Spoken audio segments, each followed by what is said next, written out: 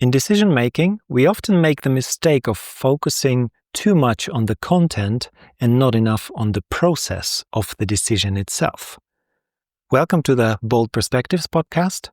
My name is Archie Del Rey, and this episode is about a specific technique that I want to share with you, also with a specific example so that you can understand the steps involved in this. And what I call this technique is the meta trick, because it kind of tricks you out of the overthinking and into actually making progress with your decision. Because if you kind of look at what a decision is from the outside, when you kind of take this fly on the wall perspective on somebody who is in the middle of taking a decision, it's a process, right?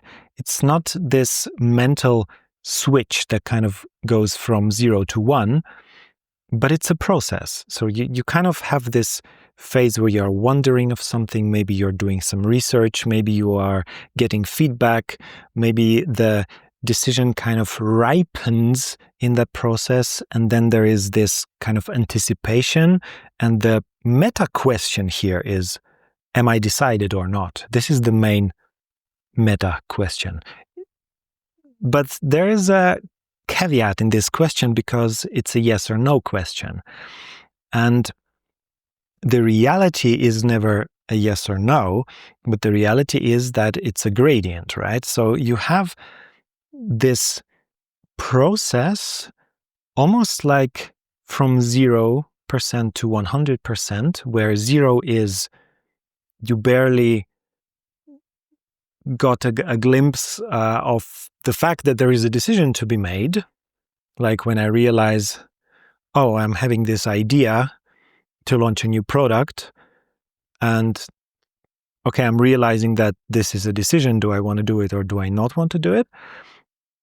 Up to the 100% where I end up actually having 100% clarity about the decision. So the meta trick is to take the focus away of the decision itself. So I do not obsess with the product that I'm launching and the implications of that, but I actually obsess about, okay, how do I feel with this? Do I feel ready for this? Or how does this whole process of deciding make me feel?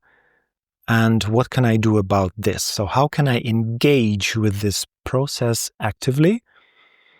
And you realize the main question is not what I think about it, but what I feel about it. Why? Because the question, what I think about it, gets me into the state that is easy for most of us anyway. As you know, most people in the Western culture today are massive overthinkers. So the whole point, the whole focus is on how do you get yourself out of your head where you spend so much time and where you get stuck and where you can waste hours and days and weeks and months into progress, into the steps that actually get you closer to the decision.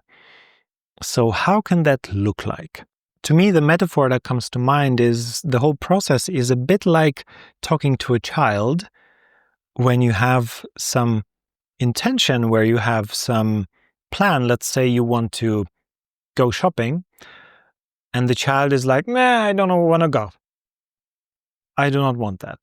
So what do you do? Like I would say as a responsible parent, you try to do this feedback loop with the child where you try to accommodate their needs and you try to take their resistance seriously to get them on board. Why? Because you know, probably from experience, that if you do not do that, if you do not go through these steps, then the child will be in resistance and they will fight your decision to go shopping or whatever it is. They will outperform you basically because they have much more energy than you as children. So it's very crucial to actually do these kind of loops. So you would do something like ask them, why don't you want to go? And then they will say something like, I don't like sitting in the car, like it's so the air is so dense in the car and I don't like the smell of the seats in the car. And then you'll be like, okay, but how about we, like it's warm outside, we open the windows. And like, no, I still don't want to go because, and then they will come up with the next thing until eventually you might figure out some sort of configuration that works for both of you. Of course, this does not always work. This is real life. Like sometimes in decisions, you realize that you were kind of chasing the wrong thing. And that is clarity too. So the decision-making process means that you make a proposition, like here it is, go shopping, and then you go through all the resistances and you try to accommodate the child. So how does this work in business? It's like when I have an idea, I could launch this product, this new product. Of course, I might end up with the decision, okay, let's do it. With like my goal is to have like a full body yes to a decision. Or I might end up with the decision that it's actually not a good idea or it's not the right time or whatever. So it can be yes or no. Some decisions can have more than two options. But in any way, there is this process, and in any way, there is something that you can treat like children, your sort of own inner children or voices that give you hints about any resistance that you might have. And what this does is this creates peace in all of your inner team. So if you see yourself as a team, which is a psychologically accurate model for a human being, like to have an inner team with all these different voices that care about different things. So you as a human being have different needs, like a variety of needs, and each of those needs kind of have their own voices, and some you might have the habit of taking very seriously and others maybe not.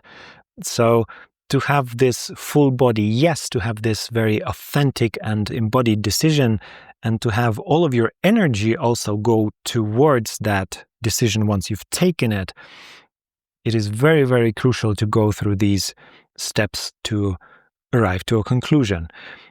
And the kind of the extra benefit of this exercise is that what usually happens is that we subconsciously try to sabotage the decision, and overthinking is one of those kind of techniques that we subconsciously use to sabotage a decision. Why? Because some other aspect of us doesn't feel heard. So when you take all the aspects, the internal aspects of you seriously, when you listen to all these voices and integrate the feedback of all these resistances, you actually fast track the decision-making process, because you will not go into those sabotaging methods that your subconscious will usually use kind of against you, which again is not against you, it's against that part that wants to bulldoze through and just decide, which we all know it doesn't work. And if it works, then it backfires, because then you will sabotage the execution later. So for me here, this is actually a real world example. This is how I figured out that I was not clearly decided. So maybe my mind decided. My mind was like, this is a good idea. I want to launch this new product.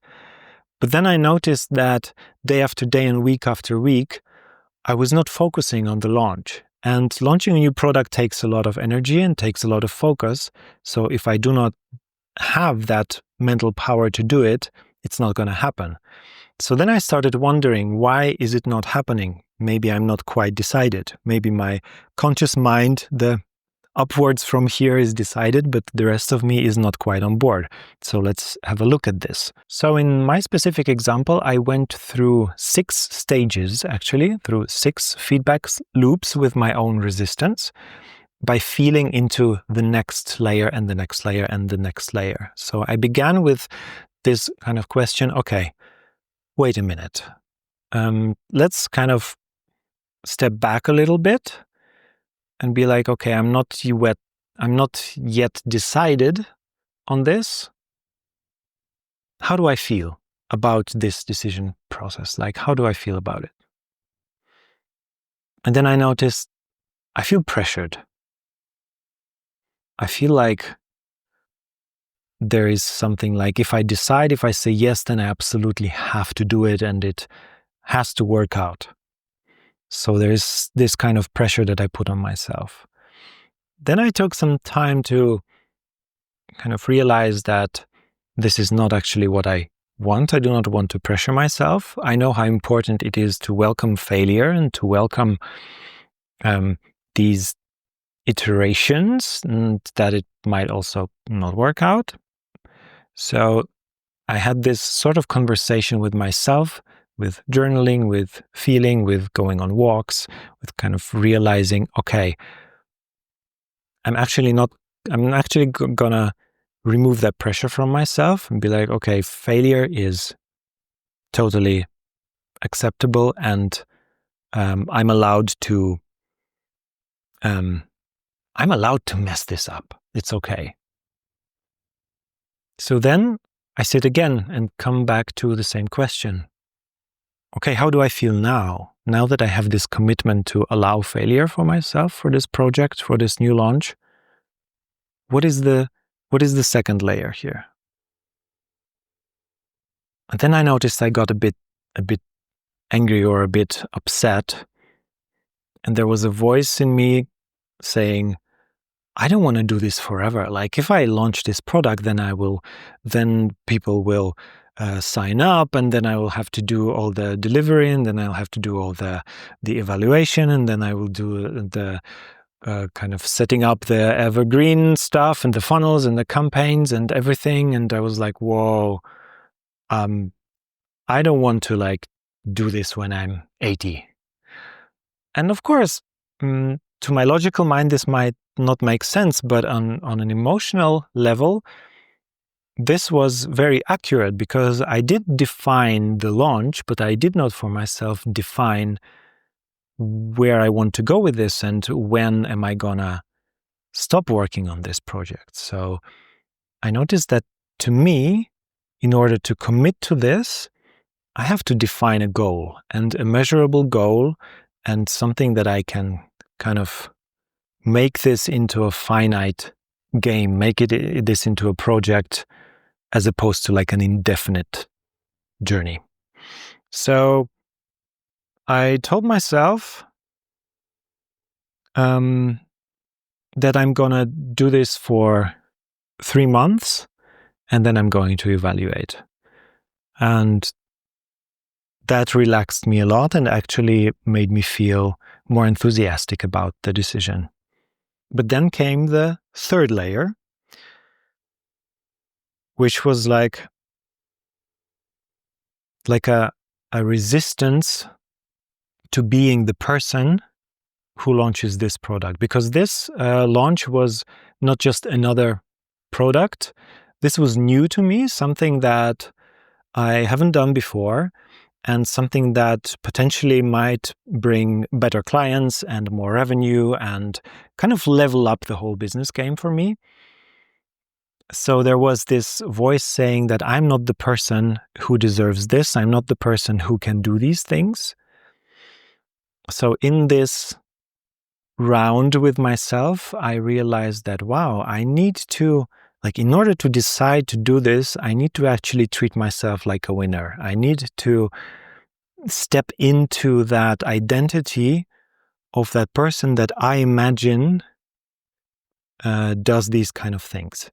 And an important point here is that, again, this might sound irrational or arbitrary, like whatever, anybody can launch a product like this, all these ideas of, like maybe I'm thinking things like somebody who launches that big of projects and has that much success does not sleep in the morning. Like, this is not my actual example, but this might be a thing that you think. And so it's kind of an identity, there's different identity traits that you kind of attach to a certain level of success, maybe. And while this might seem arbitrary, there is, like, you don't have a choice to kind of unwant this or unthink that. It's like if there's a part of you that says, this is what this identity looks like to me, these are very concrete visions that you have about your future potential. So it's very, very valuable to actually listen to this. So to me, this was about treating myself as that person who can actually achieve this.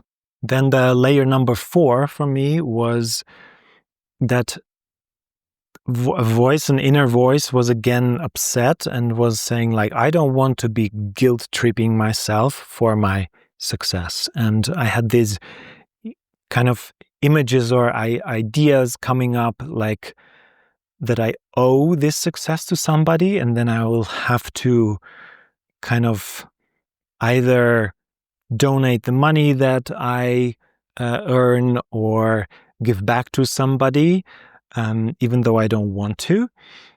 So there is these two parts of me, the one that feels guilty and the other one that does not want to feel guilty, and they were kind of fighting.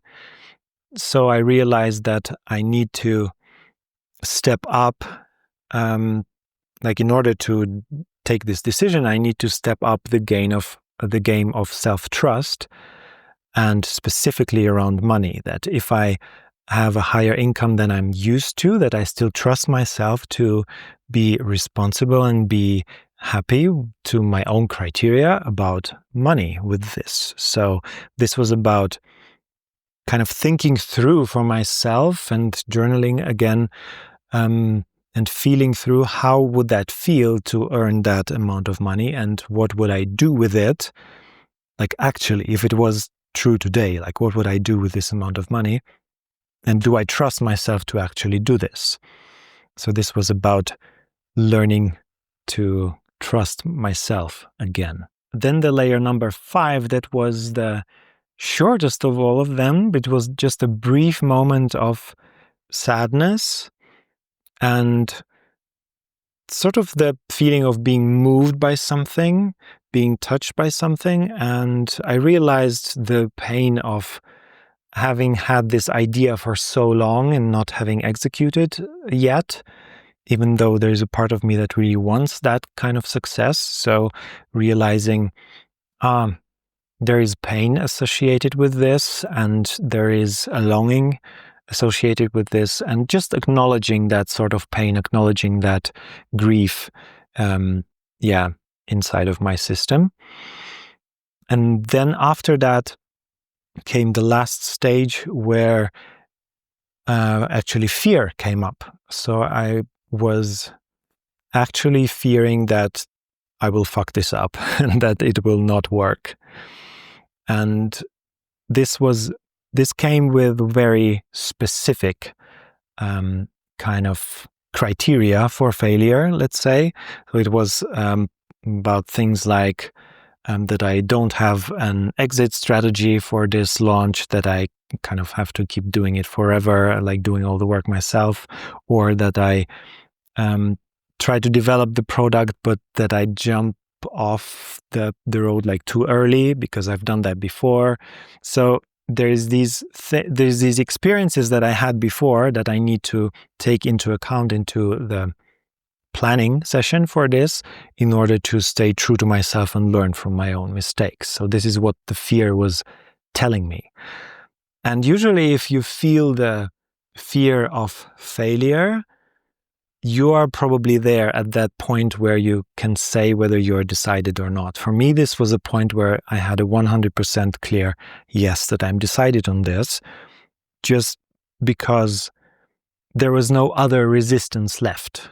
It's like I went through these 6 layers of resistance, and by committing to taking the need behind the resistance into account, like you would do with a child, like committing to actually do the thing that you told you would do with them, like if you promised them an ice cream, that you actually buy the freaking ice cream for them.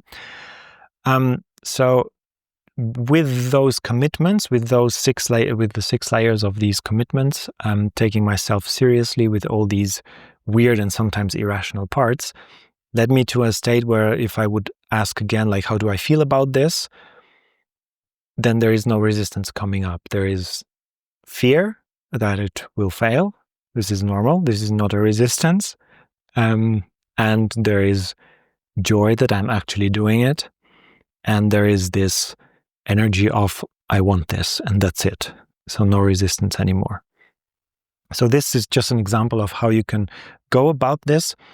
I teach this in my trainings as well. If you want to go into more detail, there's more events coming up in the near future. So be sure to check archiedelray.com/intuition for all the materials and the invitations to learn more about decision making, about intuitive decision making, and more tools, emotionally intelligent tools, more advanced tools for your decision making process as an entrepreneur. So I hope this was helpful and wish you a great day and see you soon.